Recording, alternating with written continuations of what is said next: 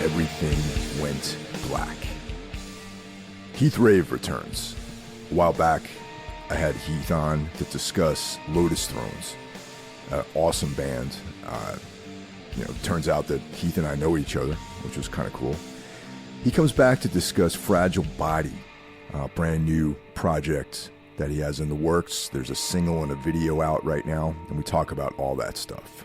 As you guys know, if you're listening to this show, you must be listening to the other horsemen of the podcasting apocalypse, an elite group of content creators at war with mediocrity. Every other Monday, we've got Brandon Legion's Horror Wolf 666. Up next on Tuesday, Jackie Smits Into the Necrosphere. Wednesday is a day of double shots. Double shot Wednesday, if you will. We've got Everything Went Black, plus Iblis Manifestations. Thursday is another double shot day, so we got double shot Thursday too. Of course, it's Necro Thursday, where I return with Mike Scandato and Jeff Kashid for the Necromaniacs Horror Podcast. But we also have day one of Soul Knox, brought to you by Carl Hikara for everything dark, macabre, sinister. Friday, we have Spitball Media, an irreverent look at current events and popular culture. Saturday is a day off, so you're on your own. Sunday, Carl returns with day two of Soul Knox. Carl and I are deep into our Darkness Weaves collaboration, where we explore the work of Carl Edward Wagner. If you dig the show, awesome. I'm happy for the support. You can take it up one more notch and join the Patreon. For as little as $1 a month, you can get access to the bonus material. For $5 a month, you get bonus material plus early access to the shows. And for $25 a month, you can become a sponsor. I'd like to welcome Jessica to the Patreon team. Much appreciated, Jessica. Thank you for the support. Welcome back, Heath. Hello. How's everything going, man? How's life? It's lifey, but you muddle through it. Work's been better for sure. After 3.5 years here, 3 years. I think I've been here 3 years, 4 years. I've been here 4 years. trying to keep track of all that. My daughter time flies, man. Yep, my daughter just turned 8, so that's great. It's rad. It's right about 6 years old. It gets really cool. So I love being around her now. She's got opinions and insights, and is really funny and super smart, really creative too. I'm really into the arts and stuff. So she gave up Taylor Swift for Beethoven. Oh wow. Yeah, we got her piano lessons, and she fell in love with it, and my partner always plays her, introduces her to classical music and stuff like that. So they drive me nuts with some musical stuff, though. I can't handle musicals at all. It's so bad. I can't handle them. But she loves all that. I think she's doing dance and stuff too. So I think I think she'll be a performing arts kid for sure. So that's great, man. That's always a relief, man. I mean, I don't have kids, and I finally have a steady partner, and we're getting married in June. Oh, congratulations! Thank you very much. And I don't know if kids are on the table really, but that would be my biggest fear, that my kid, my daughter or son, whatever, would turn out to be someone who is not interesting or ignorant, or I'm not doing my job as a parent, is really what it comes down to. That I wouldn't be a good enough parent to guide them the right way. It's that's really what it comes down to. Yeah, totally. Yeah, it's all luck, and you just listen, and you it's the thing is that I don't know, the best advice I ever got was don't listen to anybody's advice, because the thing is it figures, that kind of shit figures itself out. That stuff's easier than you think. So don't be. I think you'd be a great dad if you ever wanted to, but I also understand not wanting to too. So yeah, I mean, it's you never know what the future holds. So yeah, definitely. But remind me, what shop do you work at primarily? Well, I work now. I've moved. I work in Westchester in a private studio with four other incredible tattooers. We jokingly call it Middle Alley Tattoo, and we have an Instagram that's at Middle Alley Tattoo because it is in the alley between. I don't know if you've been to Westchester, but like the main street's Gay Street, and that's where all like the food and a lot of cute, cool stuff is, and then Market's another busy street in the downtown area, and it's the alley in between them. But it's an actual address. Like there's apartments in the alley and stuff too. But it's Middle Alley Tattoo, which sounds like some Harry Potter shit, which is pretty funny too. So we everyone in there specializes in their stuff, and we all just pay rent and take care of our own shit. It's pretty cool. So, but Yeah, best it's been job a I've ever had. while. It's been quite a while since I've been to Westchester though. I've been there a few times over the years. It feels like back, I don't know, 15 years ago, we were always playing shows in those Pennsylvania towns, especially when we were on Relapse, I felt like we were always in Pennsylvania for some reason. Yeah, totally. I could see that. Yeah, I hear about like some of these venues and stuff that were around there, and like I don't know. It sounds like there were some cool shows. I heard like actually over in Wilmington, I've been hearing about stuff. There's a little boutique store on right on the main on Gay there that's called Dark Matter, and she's the coolest like industrial goth rivet head person. But she's selling like kind of drapey shit, and it's all black clothes, and it's Uh-huh. super cool. But she was telling me like Pig played the other week and stuff like that, and I was like, what, dude? I think Cam FDM just a little Oh while wow. back. Yeah, and I'm like, really? Yeah, she asked. I forgot what she asked me if I wanted to go to them with. I think it was Pig, and I was like, yeah, but I got like, it's me and the old ladies' night, and she's not really into like into that at all. Yeah. Yeah, but I was really surprised by that. Um, Yeah, Pennsylvania's always been very interesting to me. It's like an interesting melting pot of people. it's It's a it's very like you can be in like some serious hillbilly land too. Yeah, no, it's strange to me. I didn't like realize what I was coming to here when we moved here. Like, my ex-wife is from here, and when we're driving in, like, I'm like seeing like like the MAGA shit, and then like the hillbilly stuff, and then the Amish stuff, and I was just like, wait, again, I'd only been to Philly. You know what I mean? Like, Yeah. I've been to Philly and Pittsburgh. I played Pittsburgh too, and I probably slept through the drive like to Philly, but I'd only been to Philly, and it's just like now I live in Mania just on the north side of Philly, but I pretty much go to the west of Chester County every day. And it's a strange beast out there. I'm really surprised about. I didn't know how many hippies were in Philadelphia, like deadhead, like fish head type people. Like Right. it's crazy. It's so and they're so weird. I'm like, how do you do this? How do you listen to that? West Philly's that historically that's always been kind of like where like there are venues out there. I remember like Stalag 13 and Hmm. Kill Time, and that was all like West Philly. West Philly was like, in my recollection, it was like very dangerous for a while. And then Yeah, I these think kind of so. like Yeah. hipster-ish, and there might be like an Ethiopian restaurant, and then like the next block, it's like drug dealers and like prostitutes and stuff. So Yeah. interesting, heady mix of people. Yeah, Philly's definitely like that. It's still like that, I think. I don't know. I like, not to make light of it, but like the plane that crashed the other week. Like Right. one of my friends texted me from Chicago, and he's like, "Are you okay?" I go, "Yeah, I have no reason to go up there." And I was like, those two cars are probably on fire before that plane even crashed, actually. So don't like I mean, when I moved here, like I decided to quit working in the city because I literally saw a car on fire and like half a couch in the middle of the interstate on the way home one night, and that's pretty typical fare on 95. Like Yeah. it's a weird apocalyptic beast, and it's too much for me. So I'm actually going to Philly this Friday. Me and my lady. There's this band, this guy Ghost, Ghost. oh gosh, yeah, Uh, yeah. Is yeah, is dead Ghost. Dead Register going to be with them here? I don't know. I'm not. She's more the fan. I'm just tagging along with her. Like we saw him play like a few years ago, like when we first started seeing each other. It's not my bag really. Like I Yeah, don't. She is like wanted to go, and I was like, all right, cool. But you know, I'm like, all right, cool. Get out of town for a little while.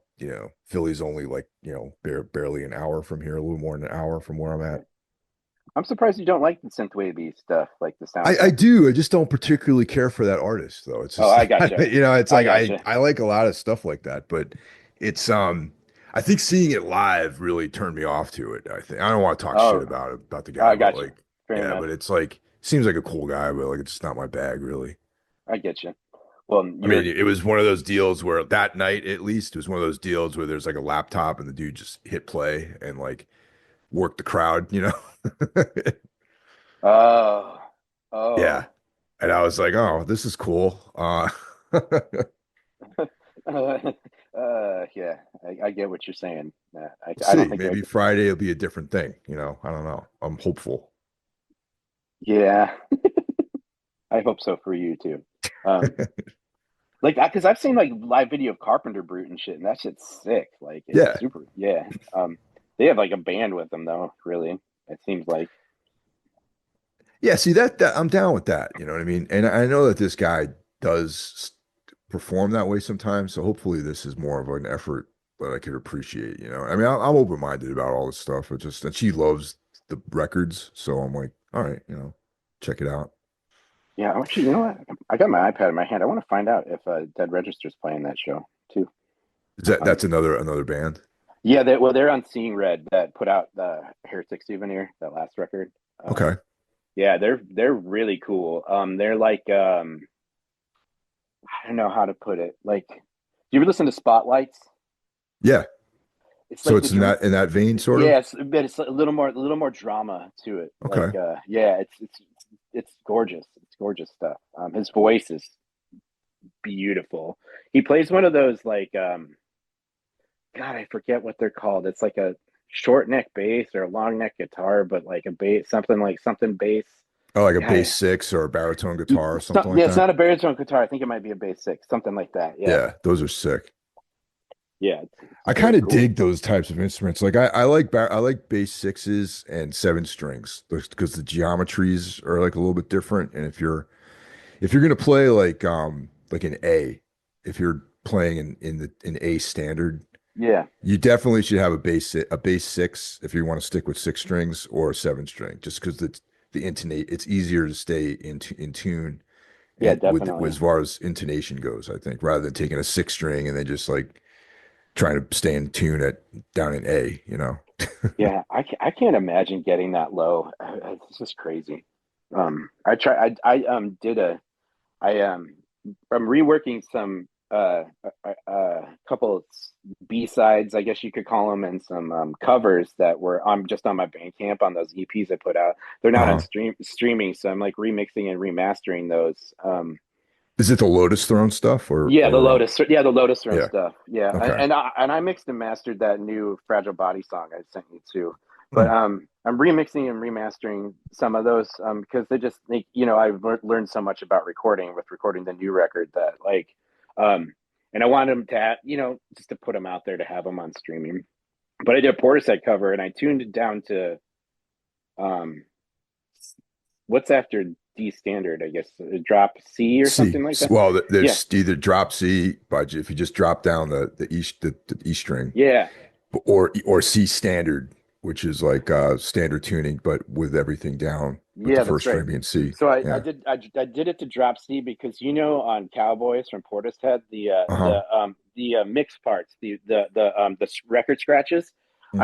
I did those as like chug parts. So I Oh, that's lowered it, cool. yeah, and I lowered it and then like a dissonant chord under for the high part, but I I don't know. I didn't like playing that low with tuning. I just can't. I can't. I don't know. There's something about D standard that's fucking gorgeous to me for some reason. Yeah, I mean it just works for people, man. Like all of our records are either in drop C, like the first chapter of tunes, and then the second chapter is like C standard. Um, and I like this, you can really dig into the strings, and I like C as the lowest note in the songs. Yeah, for Just works for sure. me. Yeah, totally. I think Wolfhammer was tuned to B or something like that. Yeah, Like yeah, yep. I remember when Jeff showed up for that, he was like, "What? Okay." Yeah, no, Wolfhammer is definitely in A standard, I think. Oh, it's A standard. Jesus. Yeah. Yeah, because we toured with them several years ago. That's how I mean, I knew Jeff prior to that, but like I got to know him more, through that Yeah. tour. This is going back like 10 years probably. And yeah, seeing them play every night, you're like, oh wow, these guys are fucking tuned low, man. And it's A standard, damn. Yeah, I didn't know that that's what they were doing back then. I mean, we knew it was low. I knew it was low, but I didn't know what they were tuning to. So, Yeah, that must have been after I left. Then it that was. too. Yeah. Yeah, yeah. Actually, Ken Sorceron was the vocalist in the band on Oh that God, tour. I remember that. I think that's like I call that like the name like that one's like the Napalm Death lineup. There's no original members on that tour. Yeah, totally, dude. Not a Yeah. single one, dude. Like that's so funny. That was a crazy tour, man, because yeah, it was Ken sang, we had Jeff and then there's like some other dudes and then in California, the bass play their van broke down, right? So they stayed in some small, not in LA, like in some small California town. And then we caught up with them. They missed like two shows maybe. And then they Yeah. came back and their bass player was gone. And I'm like, what happened to your bass player? He's like, oh, he decided he just like met some chick or whatever. He's gonna stay in California. And I was like, oh, cool. And then that's interesting. And then Ken played bass and sang. So he learned all the bass lines like one day, while they were like catching up with the rest of the tour. And Ken played bass and sang on that. These are the things I love about the road, stuff like that. You know what I mean? Like people Yeah. see a band that they aren't used to seeing, like with a lineup like that, and it's like, oh, I saw them when like Ken from like fucking Yeah. Abigail Abigail Williams. Williams is playing bass and singing for them. God, that's they. I don't know. I feel like some of that went on way too long with that band. Like it went on a little longer than it needed to. Like with the and I know exactly who you're talking about. Who probably ditched him for a girl. So Yeah. it's that's But hilarious. Jeff is filled with talent though, man. Like Oh his no, Jet. other stuff is great, man. Everything else he's done is awesome, I think. Yeah, I just yeah. I don't know. I think that's I don't know. I after I left, I just I like I was probably I was a little embittered about leaving because I started that band, so it was Yeah. like I was like a little like about it. But Jeff's amazing. He's my best friend. I adore him. I just love that guy. So I think he's doing new Deeper Grave stuff, and I'll probably sing on that again soon. Awesome. So yeah. Yeah. Yeah, he and I like I hear from him every now and then. I like him. I wish I saw more of him. I think isn't he living in Pennsylvania somewhere now? No, he was going to, and it all just kind of the mortgage fell through for the spot they were going to get. It was a cool Oh man. spot too. I was really sad about that because he was going to be over in Pittsburgh, and like then like just to when I didn't have my daughter, like the trek over there is super easy. Like and me and him and we're gonna work on some stuff, some music again, together, like in the same room. And that was gonna be I was excited for that, but when it didn't go through, I was pretty bummed. Um, So the Lotus Throne stuff, is that sort of just on pause right now while you're doing Fragile Body, or what's how are Oh you no, you juggling did these you things? didn't you get the new record? I All gave you right, the new yeah, let me see here. Okay. it's called Petrichor. Right. Okay, yeah, it showed up in my text here. Okay. All right. So now you answer my question, I guess. Sorry. Yeah. That comes out on the 4th. Oh wow. Okay. Killer. Yeah. All right, Yeah, great. I probably should have been all up with that. Like, yeah, no, I have a new I'm gonna drop it's uploaded and ready to go. You should listen to that, man. You know That's what? you, Honestly, this did not show up in my email for some reason. really? Oh Yeah, shit. maybe it's like in the junk mail got caught or something. Because I lately, a whole other story. I had some bank fraud that happened a couple weeks ago. So maybe there's some email stuff that's so anyway, I should have looked in the junk mail before I did any of this stuff with you Let here. me But let me let me resend it to your email. yeah, Um to do where's the file sharing? Let's see. File sharing. I see I'm the gonna send. original. The original is in my junk mail, right under an Elon Musk email. I'm gonna copy and paste the Dropbox. That's Yeah, probably that'd probably be yeah. better. It's in there between like some Elon Musk stuff and like an invitation to a secret adult community in my Oh, spam folder. So it's in good um, company there. that doesn't sound that's that you should not go to that secret No, adult. I'm no, absolutely not. Let's see, Sharon. I'm trying to move. Oh, there we go. I sometimes I suck at this. Yeah. I'm getting really old at this. Starting to feel old about technology stuff. Yeah, Um, man. You got to stay on your toes these days, otherwise you get left behind, you know. And I know there's a lot these days to stay on top of. yeah, like even like I mean, like with work and stuff. I actually do. I feel like I'm like not like a Luddite with stuff at work. I feel like I'm pretty good at that. But like, uh, you, how do I just compose an email on my phone? I can't Yeah. believe I just said that out loud. Delete that. Dum dum dum. Let's see. Share to Gmail. No, no. Remember when you had to be invited to have a Gmail email address? Yeah, yeah. It's like there was like this special thing to have a Gmail account. Yeah, I love my Gmail. I will never. I don't know. I think it's one of the. I when I got it, when I got invited and I got one, I was like, this is the fucking best. I mean, it's. I managed to keep it pretty organized through the years. People are actually really surprised that like um I um like I only have like 2,000 emails in my inbox right now. Like I keep it pretty organized and shit too. Surprisingly. Yeah. So, okay, cool. So that's, once again, man, I'm sorry for throwing a wrench into this thing a little bit, Oh, but oh no, that's okay. Let's talk yeah, about it still. Like yeah, you can go back and listen to it and just edit out this part and then you're gonna love it. Dude, you're gonna fucking love it. yeah. I'm serious. I'm like not to like it's the I finally I made the thing that I've always wanted to hear, I guess.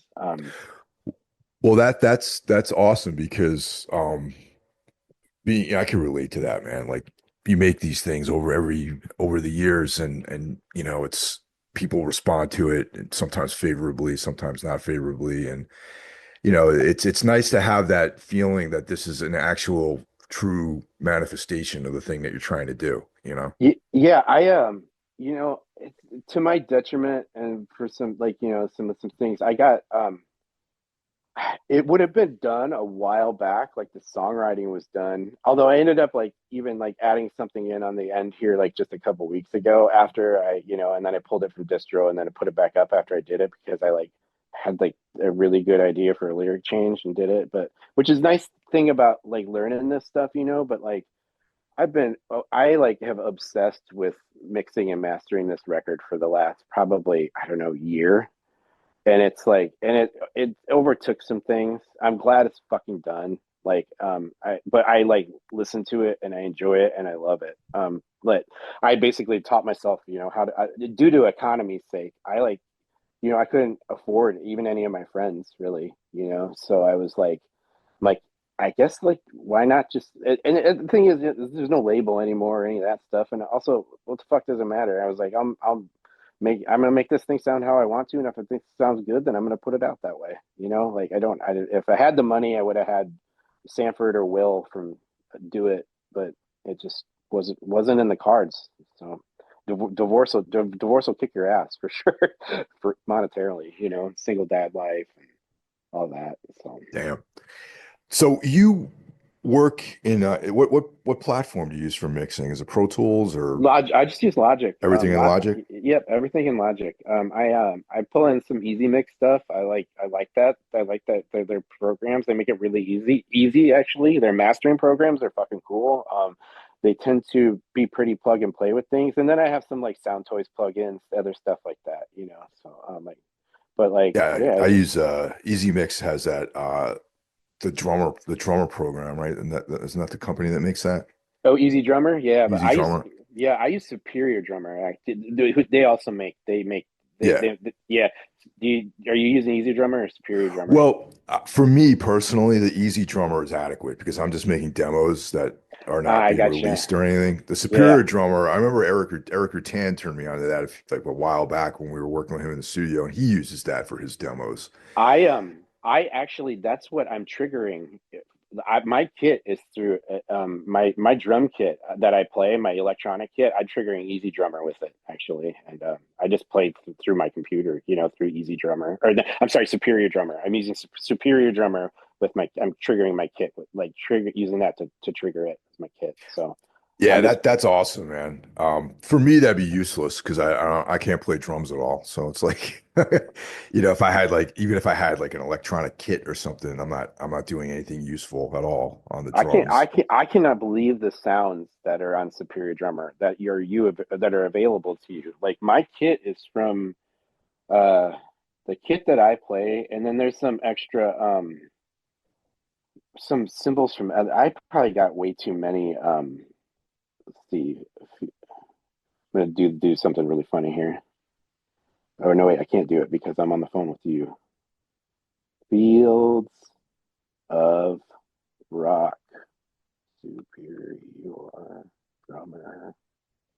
This kit is recorded at Rockfield in England, Okay. where they they recorded. So the guys that recorded the sounds was the guy that's done Ghost, Rammstein, Pixies, Royal Blood. Drummer Matt Hector of Iggy Pop hit the drums. Um, Queen, Rush, Judas Priest, Hawkwind all recorded here.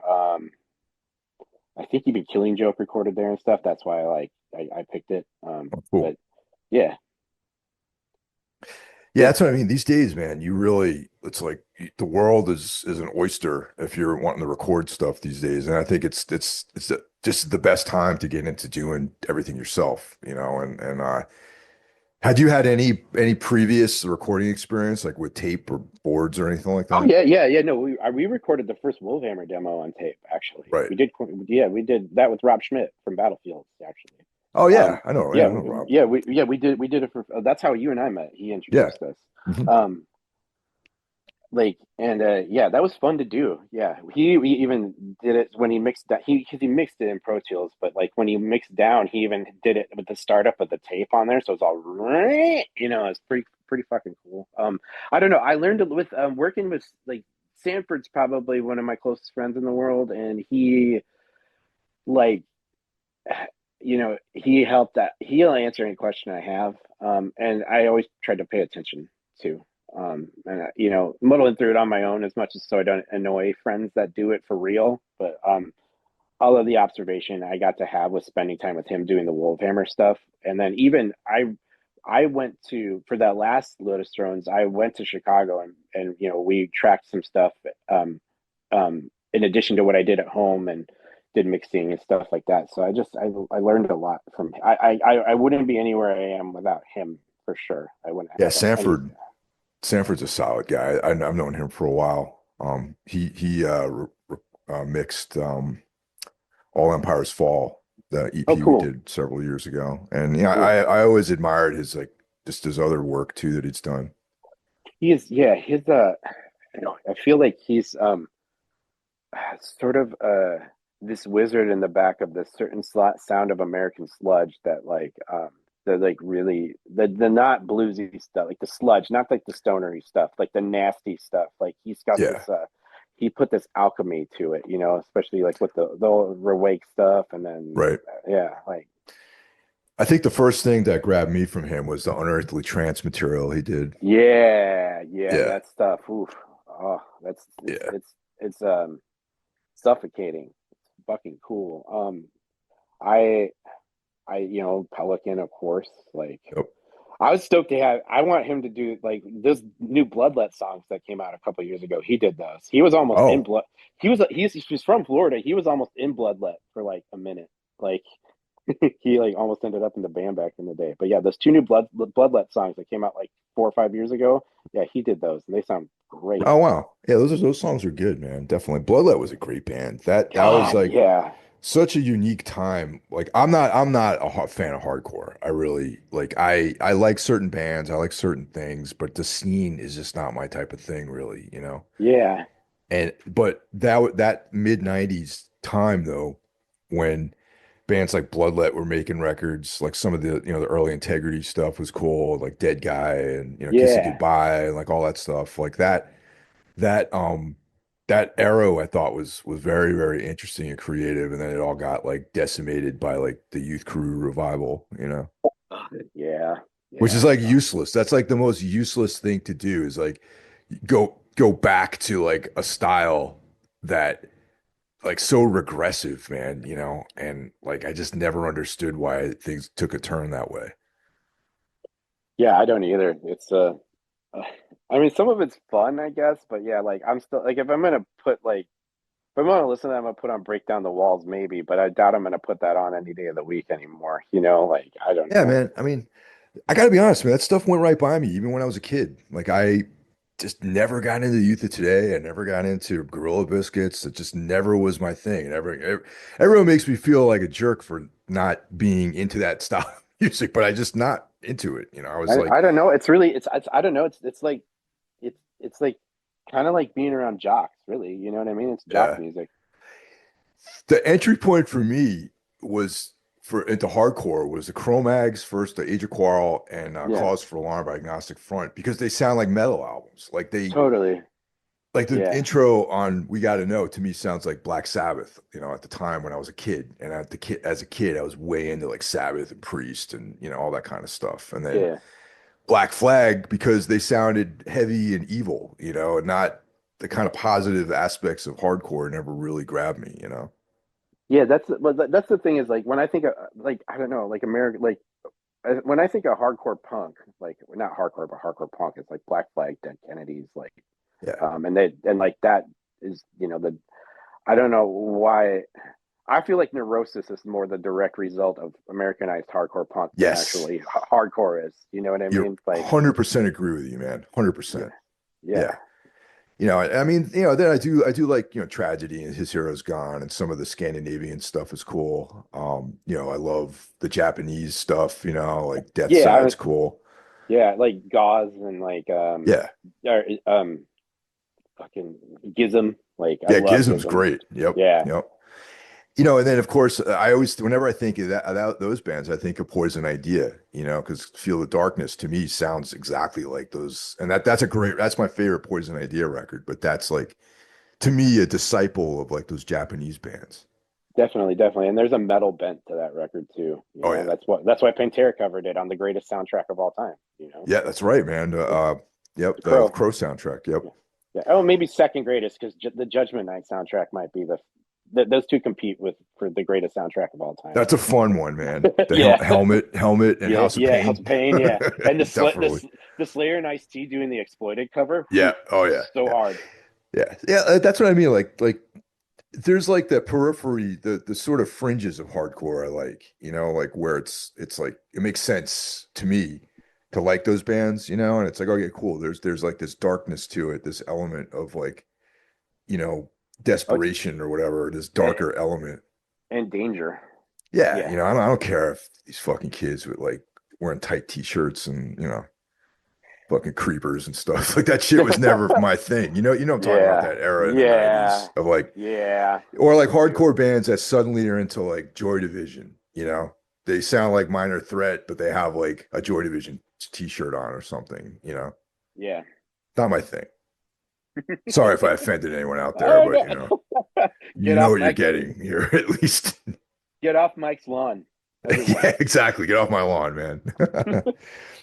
But so let's talk about Fragile Body, man. It's like that I checked out that video that you texted over to me, and Yeah.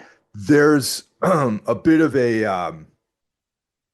like, is that a project? Is it the type of thing where you may be recording live and or maybe performing live? And you mentioned to me that the concept is that you're only going to be releasing singles for now, right? Well, for now, I mean, we don't really. So these are so it's Matt Hollenberg from John From, and he plays for John Zorn too. Okay. And then my friend Mahesh, who does or Josh Mahesh, a lot of people know Mahesh. He worked at Relapse, did video editing, stuff like that. And does he was working with Oshuary the other week on some Yeah. stuff. But he's has that band Model Prisoner, and then he does New Miserable Experience with Dave Grossman. Yeah. Um, Dave's yeah, awesome. yeah. And then Danny Katz, musician lawyer to the stars of the East Coast. He's singing on it. He had a label. I can't remember what it is ever. I never remember what the label was. But so these songs were stuff that Josh and Matt made some years ago, and they kind of got they got forgotten about, and then they brought them back up. And Mahesh, like he played guitar in the two shows I did as Lotus Thrones. Right. He played guitar for me live, and so he goes, so he hits me up. He goes, "Do you want to play drums on these?" Because he knew I could just do it at home with my E kit and all that, And I'm like, "Yeah, hell yeah," because he had clicks to him and stuff, and that's that first one there. He sent it, and I did it, and next thing I know, he made a video and put it up, and I'm like, we got some really great. I think I love the song, like I love them, and I don't have it's with the kind of pain I've put myself through with the Lotus Throne stuff. Like this, I can like is really fun, and I get to enjoy it because I don't have any. I don't have any. I have emotional involvement into it because I like the songs, but I'm not writing them, so I'm not psychotic about them. You know what I mean? Yeah. So No, totally. yeah, but it's we're working on a third one right now. It's slow going. It's all email, and like we have a text thread, stuff like that. We've tossed around the idea of playing live. We've talked about it, not in jest, but not in a logistics. If it could work out, I think we'd all of us would be into it if it could logistically work. For something that would be worth it. That would have more than 10 people at it. You know what I mean? Like, Yeah, no, I get you on that too, yeah, man, for sure. yeah. But like we're like like Matt's in Brooklyn, like I between career and then dad and all that stuff, like, and then Danny's a dad too, and he's an attorney, and Mahesh is always making stuff. So, but it's really cool how well it came together, and I've never had such a great open line of communication with three other musicians where everyone like respects each other. Uh, there's I don't know I don't the if you could read our text thread, it's so easy, and I like love how easy this is. So it's and it's fluid creatively for sure with that being that way. uh I uh I I did some sound design on that second song that I sent you, and a little bit I like rearranged I chopped up some of his vocals and rearranged them for him, and then I don't know. Then I just did a mix and a master and sent, and they liked it. So like I just had to make some changes for it. But yeah, I actually mixed and mastered that new song I sent you too. So Well, I mean, it sounds pretty awesome, man. Like as far as production goes. So I got to got to tip my hat to you, man, because it sounds sick. oh, thanks. Yeah, Yeah. I it's um yeah I learned a lot, and the fact here's listen to this. So with the new Lotus Thrones, I I did three mixes and masters for that song for Fragile Body. I sent him one. Matt gave me some really good pointers on frequencies, so I went back and did it. And then they had a couple corrections, so I sent the third one.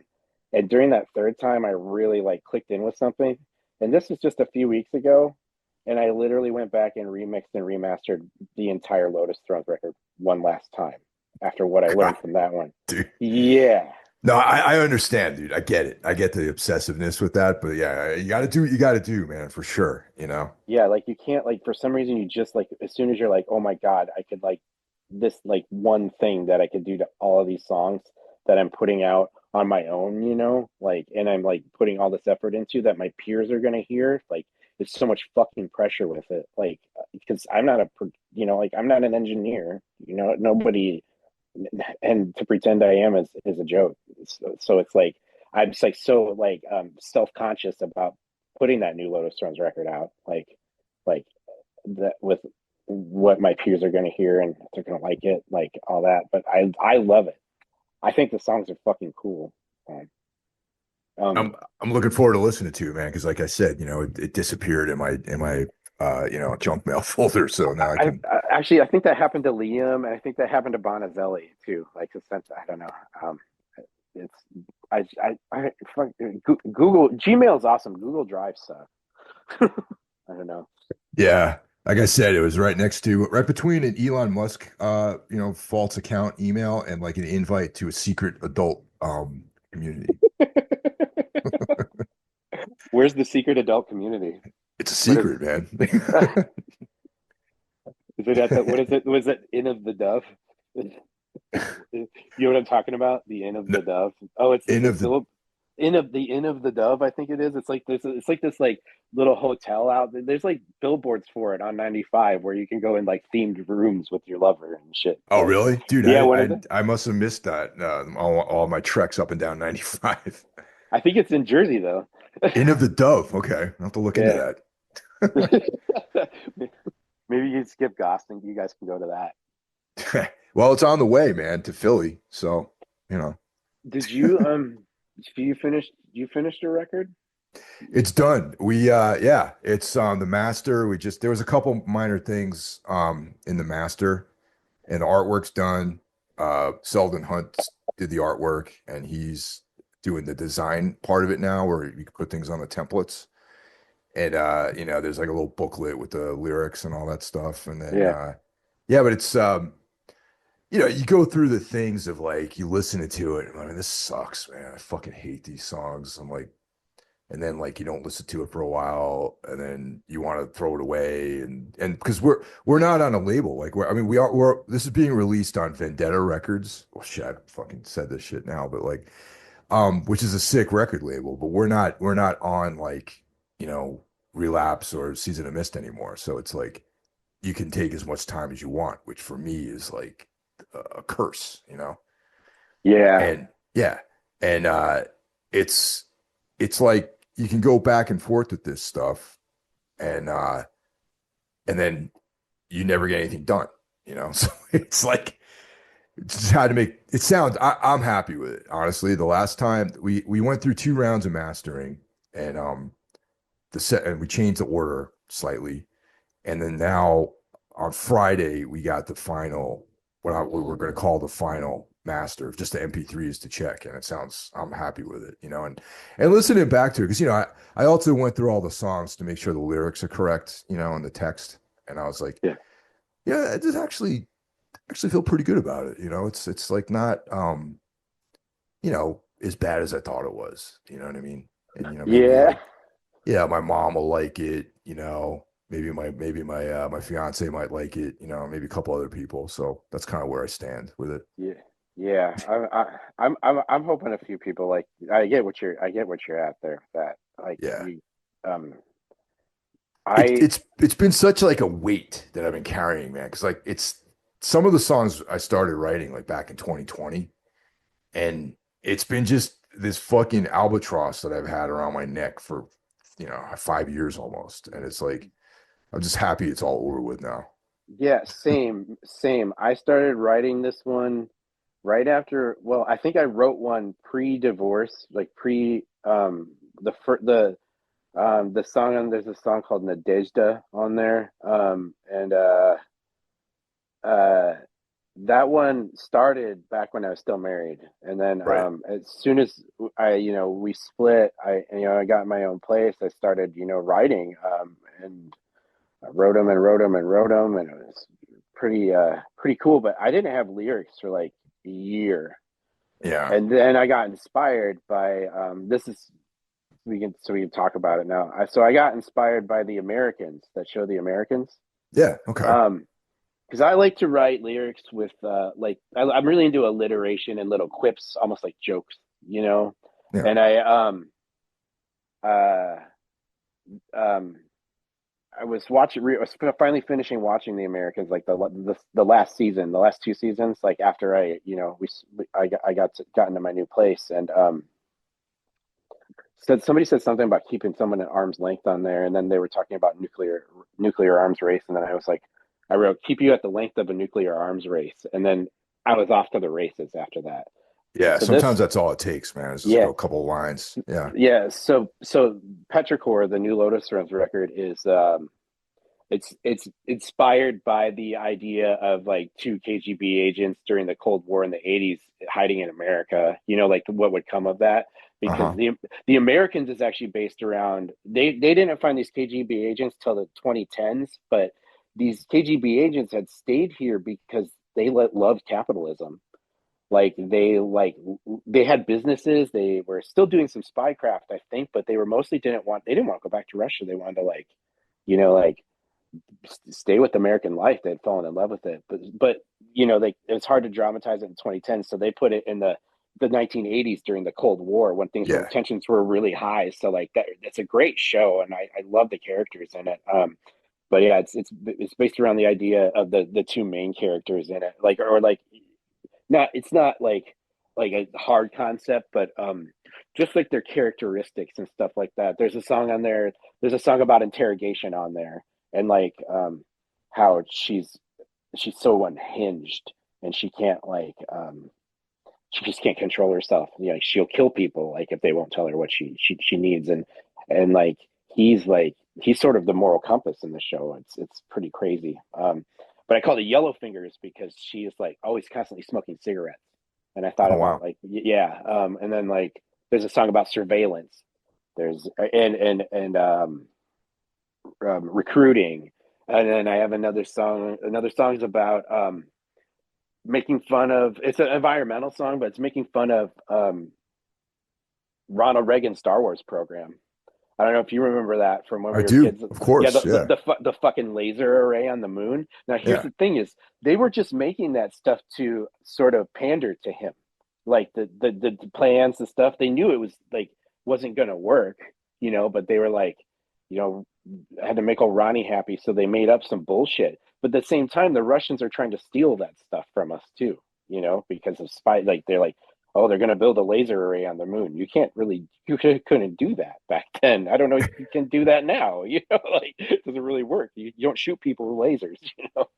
So like, it was fun. I got really deep with some stuff, and I did a little reading on some spycraft stuff, things like that too. But it's mostly like it was mostly about a feeling of like urgency of like being on edge the entire time. That's like through in and throughout what I was trying to get through with this one too. So because that's how the show feels when they're doing things, when they're like doing their jobs, when their career is as a spy. Yeah. No, And totally. yeah, hurt people being hurt, people getting fucked up, like all the lies, secrets, and like it's like I wanted that tension. So like that's mostly the base of the concept is the tension of that. So I got to go back to that show, man, because I only saw the first season. I really, really liked it, but it, it probably was like one of these deals where like I was home for a period of time and then I was away and I never went back to it. But I do remember it's always been in the back of my mind to go back to that show because it seemed really cool. yeah, it's great, and even the ending is fucking sad. They they didn't like it. Doesn't it's not everything's there's nothing tidy about it. It's Right. fucking it's harsh. It's harsh. Like and I actually refer to the ending of the show and like there's the last three songs are sort of like a reference to that because there's a line that says if you think you can stomach the losses then we got to go now and like that's like the last episodes are like what they decide to do is incredibly difficult. Damn. Yeah, Sounds heavy. Real it is heavy. heavy. Yeah, it is heavy. Yeah, so uh, made for a heavy record. um, yeah, So how long have you been tattooing, man? Like that I mean I'm how in did you I'm in my 26th year damn, dude. in the industry. Yeah, I started in the industry when I was 19. I did my first paid tattoo when I was 21. Like from a customer, like a walking customer. I yeah, I got my apprenticeship in '99. I yeah, It's been a long time. I've seen lots of ups and downs and interesting things. And it's trending down right now. A lot of tattoo. There, a lot of you can, it's pretty easy to get equipment now. And like a lot of people are using like, and I use them too. There's like instead of like the coil machines, a lot of people use pens now. They're like a rotary machine, and you just put these cartridge needles in and out of them. And I use them too, and I still use coils. But like a lot of people during COVID got bored and ordered tattoo equipment, and now they're like kind of they oversaturated right out the gate when everything opened back up. They oversaturated the market, and then a lot of people too, though, at the same time, have been trapped, so they went and got a lot of tattoos. So a lot of these younger kids that had never they've never seen the boom and bust of tattooing. Well, now they're seeing the bust of it. It's like you know kind of a depressing world out there. Look with the economy, things like that, and they weren't prepared for it. Plus, they never learned how to do any other style except their whatever hipster stick and poke bullshit they were doing. So like it's on a it's tattooing is in the middle of a cleansing in my opinion, my opinion, and I love it. I love what I do. I love my peers in it. I feel fortunate that I get to do it every for a job and make a living at it still.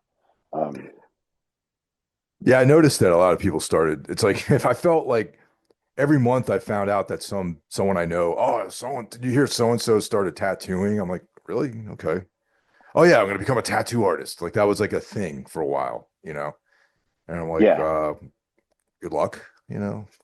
yeah. But I don't know. Like, yeah, that's the thing. Is like just because like you doodled on your just because mommy told you like your doodle was pretty cool that day, or your friend was like, oh my god, I love this thing. You should be a tattooer. It doesn't mean you yeah. need to be a fucking tattooer. Like, it'll get that. I don't know. I don't want to get like because then like a lot of people a lot of younger people have accused us of gatekeeping things like that, and it's like Oh, I fuck know that yeah. feeling. And it's Yeah. like, you know what? Fuck yeah, because it's a real big responsibility, and you have no education to it. Like you until you uh until you there's something about being in a tattoo shop and having somebody with experience show you the way. There's no other way to learn it, in my opinion. Like I've seen some people that are self-taught that are great. There's always exceptions to the rule, but the one thing that they're not learning is like the I don't know, like the business of people. Um, it's I don't know, and then even application, all that. Like you don't get to you're going to make mistakes on somebody. Like you're going to hurt somebody, rather than being instructed.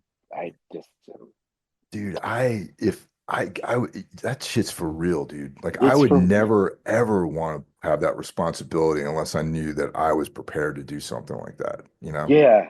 That's where I feel like it's like I don't know, that level of yeah. It doesn't feel like they some at points like with some newer tattooers, like they're so cavalier with stuff, and it's just like, yo, we like certain things, like these little tiny portraits and these super fine line little things and stuff. Like they're going to look, they don't. I don't know. When I'm doing a tattoo, I'm trying to make a product for you that's going to last a lifetime. Yeah. Well, it No. will age with you. It'll spread. It'll change. It's going to be there forever. Like so. I'm trying to put in something that's going to be there when they burn your body or you're thrown in the ground. But like these kids are just putting in stuff that'll fall out of people. But maybe that's me being like not open to certain things. I don't know, but You're right, I think ultimately that's the better way of looking at it. And I'm like super critical of people who want to do everything. Oh, I taught myself. I mean, that's great. That's awesome. But at some point, you got to listen to somebody who has experience. You know what I mean? yeah, It's well, like, yeah, that's the thing too. Because if so say that in their detriment of somehow being successful by teaching themselves something, a lot of them aren't interested in hearing anything though. They're not yeah. interested in having help with something like. And I don't know. It comes like in a lot of aspects of a lot of things. Like nobody, I don't know where people are afraid to be further educated in what they're doing. Um, and you know what? And I'll attest that to tattooers older than me and to myself too, where I'm like trying to think like, well, like what do they have to offer? So I want to stop and listen. Like I try to be conscious of that. I try not to be the old curmudgeon that's like, like, nah, you don't know shit, kid. You know what I mean? It's like, well, Right. what do you show me something? I'll like show me. I want to know something. That's why like I love a lot of the new technology that's come into tattooing, especially drawing on the iPad. I don't have to have a dedicated area with like piles and piles of tracing paper. It's a mess. Like I it's contained. I can do my homework anywhere. Travels easier with it, especially with the new smaller machines and stuff. So it's a great time to be a tattooer. It'll get I don't know, and I'm getting busier here. It's taking a while. It's taking a while longer than usually when you move the first year or so, it really sucks. But in this fourth year here now, I'm finally picking things up. So What kind of stuff influenced like the actual your art, like your original, like how did you get into the art aspect of it, like the drawing, that sort of thing, creative part of well, I mean, I was doing like abstract painting in like high school, and then like earlier in high school, and then excuse me, and then I see, like when we had to bring in stuff for like pencil drawing day, I brought in. I still have it. I did a pencil drawing of the Utopia Banished cover. Oh, nice, nice. Yeah, and what else? I did a Paul. At that point I had some friends and I was playing in a band. I was like 17, and I did like a Paul Booth tattoo. And because these guys had tattoos and stuff. At the time, I did not think to be a tattooer. I was just like making art, stuff like that. So I just always wanted to. I was just always making art. Whether it be abstract painting, I would do mixed media stuff, sculpture, things like that. And so as far as tattooing, tattooing taught me how to be an illustrator. Um, and Yeah, well, see, and that's kind of like what I was getting at too, because it's like I know like the difference between art and illustration, and there's some sort of like sweet spot in tattooing that captures both of those elements. yeah, exactly, yeah. So it's like, so what you when you when you're just I don't know, unless you come in like a lot of these kids are coming in knowing stuff like American traditional Japanese and stuff like that, and that's like foundational tattooing. Like it's as foundational as you can get and as pure as you can get. And blackwork stuff too. And it's like these kids are coming in wanting to eat that stuff, and I love it. I love seeing kids like that are like, I want to come in, learn at the tattoo shop, and I want to learn how to paint flash, and I want to do tratty tats, and you're like, yeah, that's good, because then you'll be able to move into stuff like I'm working. I'm starting to move into an almost surrealist black and gray sort of, while still being illustrated. Like um, I'm inspired by I've been working with a realism artist for the last year here, so like right next to him, and like my black and gray stuff has gotten um, I feel like I finally like have control of it, which has always sort of escaped me. And now I'm doing some like portraiture stuff in with some blackwork stuff, but I digress. Illustrating, like it teaches you like so tattooing. So you have to learn how to construct a tattoo like correctly. Like that's the part with the apprenticeship that the people don't get, and that's like with American traditional Japanese blackwork stuff like that. So it needs to have a space to spread and live over time, so you start to learn how to draw these things so that so that they'll exist as a tattoo. So at that point, are you doing an art or a craft? Right. Yeah. Yeah.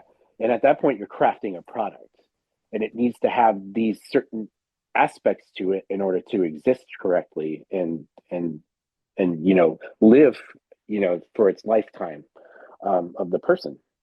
And then that starts to move back into your drawing and back and forth and so forth, to the point where you're starting to like, oh, then you're not only doing a drawing, but you're constructing something. So it's that's where that's how it teaches you how to be an illustrator. At least that's my experience with it. Like tattooing taught me how to draw. So Yeah, that's interesting, man. Because it's, I'm not, I have tattoos, but I'm not into tattoo culture the way some people are, and yeah, I always found that process very interesting. You know what I mean? Like, yeah, and it's a long process. Some I don't know. I feel like a lot of clients don't know go.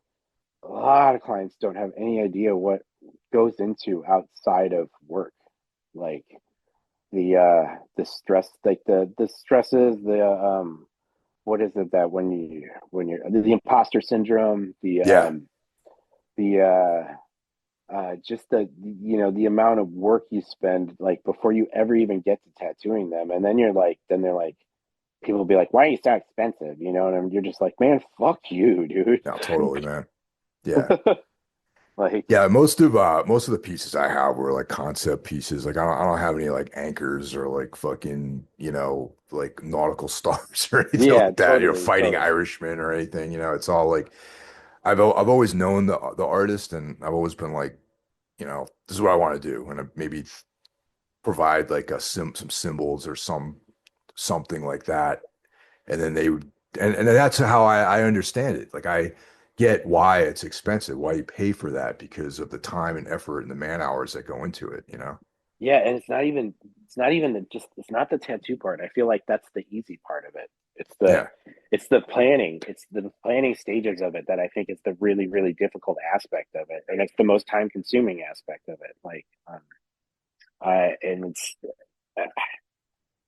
and you wish you could get paid for it, like that part, but I don't know, some people say they do, but I just like it's so weird to try to add on like extra fees and stuff for something, that's like it's a complicated job with that.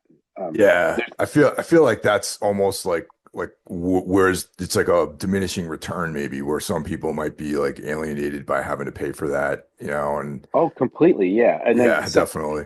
a lot of people have priced them priced themselves out of regular old tattoo clients. Like Yeah. yeah, they people can't afford certain people because they've made themselves unattainable. I think that sucks. Like but also at the same time, as the price of milk goes up, I need to put my prices up, too. So Yeah, well that's just straight economics, but then yeah. there's definitely some like real creepy stuff with some of these guys. Like that's funny. Last night, my fiance used to work in at Unimax in New York City.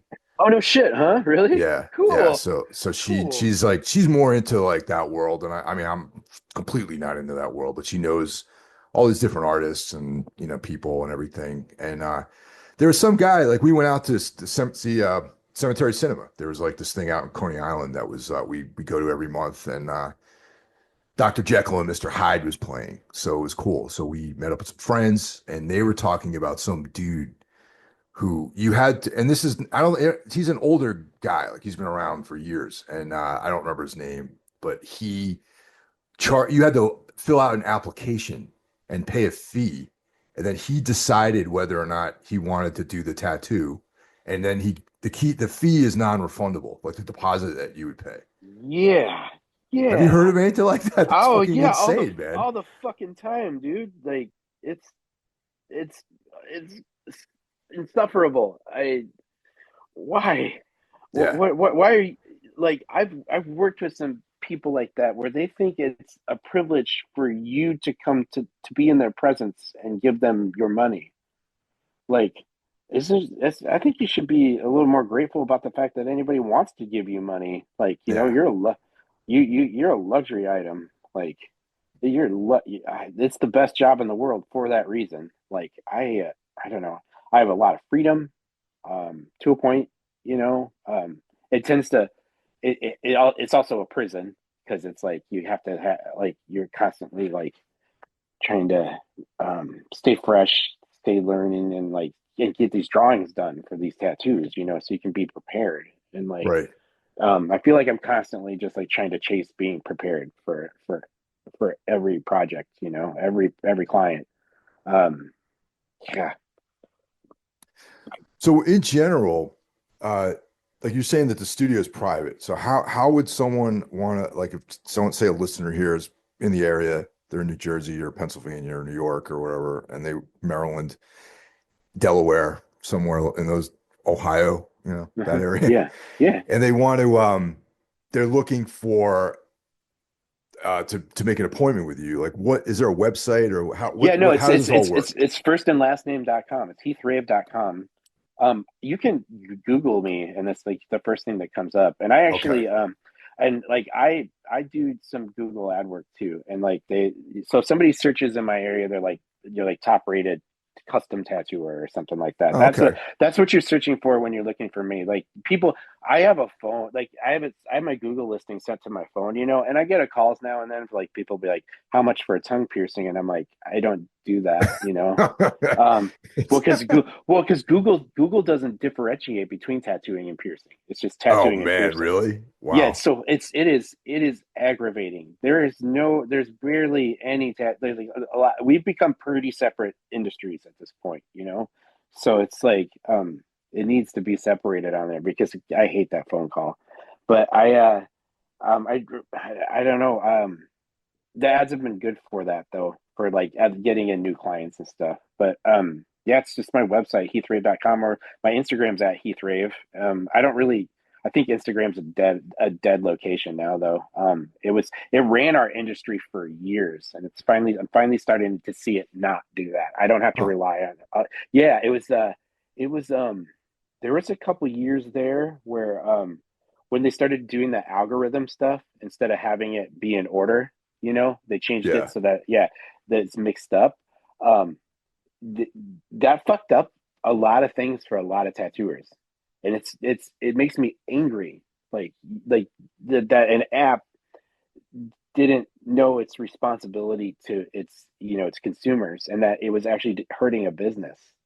I hurt from it. Like Yeah. I was never that good at it. I didn't care about it, and I tried to keep up with it. I tried not to shit on it too much, and I tried to make sure I was posting and all this stuff. But when they changed that around, I was like, I just all of a sudden wasn't getting like clients and appointments and stuff, and it's like, why do I have to rely on this fucking app for that? So I'm glad to see it die. I want to pour gasoline on it once it's been buried for sure. It's a whole other job, like on Doing top of social that. media. Yeah. Yes, Fuck that. yeah. I hate social media, man. It's like the It's downfall of everyone's intelligence and just all this shit. yeah. It's so fucking hard to like to have to be committed to that constantly, like to remember to post and stuff, like uh, like. And then I go back and like the other thing is too, I go back and look at my tattoos and I'm like, I know that tattoo looks better than this crappy photo I took. Like Yeah. Yeah, because you're yeah, looking at it on your phone, man. And it's like watching a movie on your phone. It's like fucking pointless. totally, totally pointless. And the band stuff, that's all, the fragile body. And I mean, I know the Lotus band camp. What's the best ways for Yeah, people I'm to not keep sure. getting everything? I'm not sure about. We just have this. I'm not sure if we have a band camp for Fragile Body. We're so like, that's been really refreshing too. To be like, sort of. There's a. We're not worried about like any of the extraneous stuff. We made that video. That was fun. But I think it's all on streaming. I think that's where the Fragile Body stuff is. And I Okay. don't think there's a band camp yet. Yeah. Um, I could be wrong, but I'm pretty sure there isn't. The Lotus Throne stuff is streaming and has a band camp. Yep, yep, totally. Yeah. And you can buy shirts and, Oh vinyls yeah, and things yeah, like yeah, that. yeah. I think you can do that through through Eight Merch, through Seeing Red has shirts and stuff like that too. There's still Heretic Souvenir vinyl left. If anyone would like to buy it, that'd be great. So it doesn't feel You, like garbage. Yeah, you can or also you can also buy shirts off of your Bandcamp too. I don't know if you knew that or not, unless that goes really? to Seeing Red. Yeah, if you go to the Oh Lotus no, Thrones Bandcamp. that's Jeff's. Jeff. That's if Jeff has any stock left. Yeah, Oh, Jeff okay, deals. gotcha. That's through Disorder actually. Is the Oh band camp. shit. All right. Yeah, yeah, yeah. Jeff did that for me. I didn't like. I don't know. It makes it easier for sure. Huh. Okay. Yeah, Oh yeah, because I'm yeah. looking at it right now and there's like shirts on there. It's still in all if you want to get a t-shirt. long Oh, sleeve, cool. that kind of stuff. Get it? Nice. No shit, huh? Yeah. I haven't even looked at it in like a long time. I've been just Yeah, kind the long sleeves are sick, actually. Let me take a look at this here real quick. Yeah, I oh love no. long sleeves.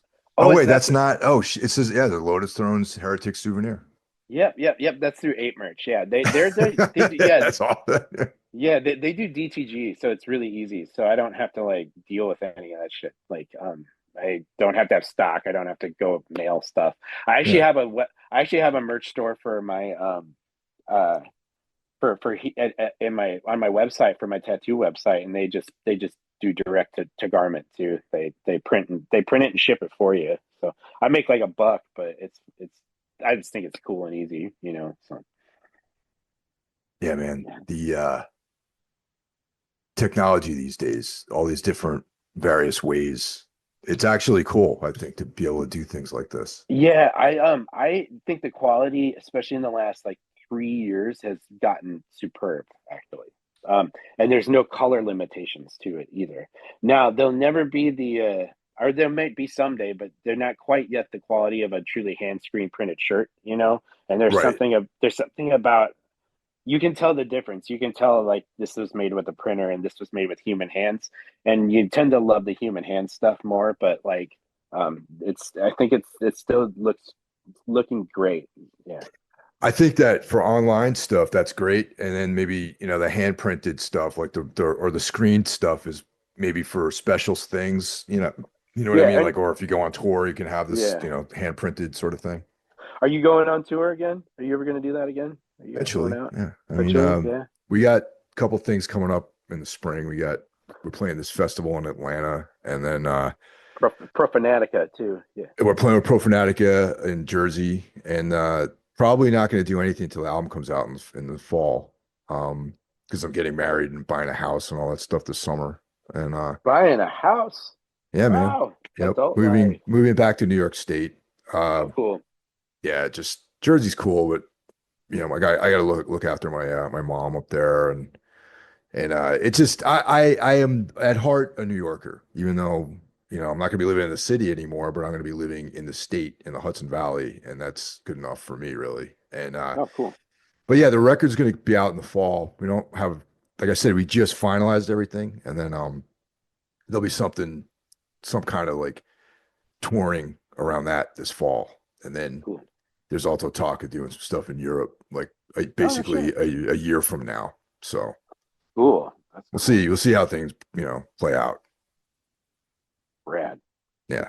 Well, I'm But Tombs is a live band. It's yeah, the kind of thing that we got to do it live, and there's other things I'm working on which are not necessarily going to be meant for performing live, but right now Tombs is like a live experience. definitely. Yeah, I get that. I those two the two shows I did with Lotus Thrones made me remember why like just playing it's just the whole playing local shows kind of sucks thing. You Yeah. know what I mean? Like Yeah. it's I mean it was such a pain in the ass to like load in and load out back into the space in the same night and stuff, and I was like if I'm gonna do this I'd rather do it on tour because you get into Yeah. that rhythm and stuff, you know. But like I was just like I don't think I want to play shows with this project. Yeah. Yeah, doing local like one-offs is always a pain in the ass, dude. It's like, but even I think like the Atlanta thing, it's a fly-in thing, so we're just traveling light and there's a back line. So that's cool. And like the Yes.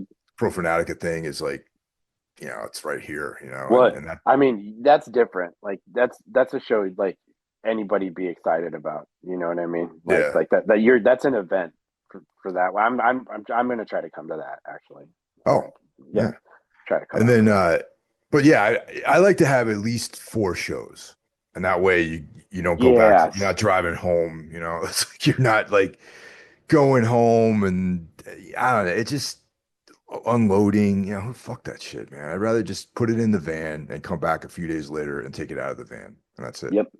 Yeah, and like feel like you worked a little bit. Yeah. Yeah. Yeah. And go somewhere as opposed to just staying in your neighborhood. Yeah. Yeah. Yeah.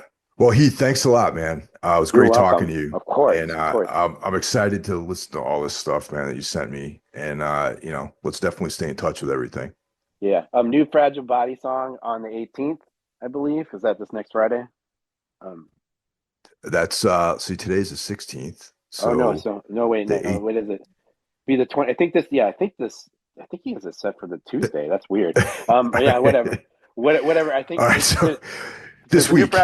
Yeah, this week. I think there's a new Fragile Body song this week, and then the new Lotus Thrones is out April 4th, and then I'm gonna have a thing called Derelicts coming out for Lotus Thrones, which is like B-sides and covers and stuff like Right that. on, man. So yeah, Awesome. uh, cool.